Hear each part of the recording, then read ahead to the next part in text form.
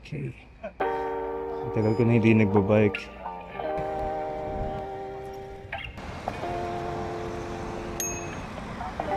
Kaya madaming sasakyan. Ayun, yung Extreme Circus. Wonder kung pwede pumunta sa likod lang. Yan yung Extreme Circus. Yan.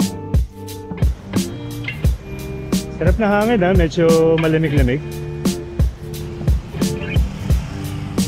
Wow. Yung first time dito. Pero lagi naman ako nandito. So dun sa harap yung Starbucks. So yun yung Starbucks dito.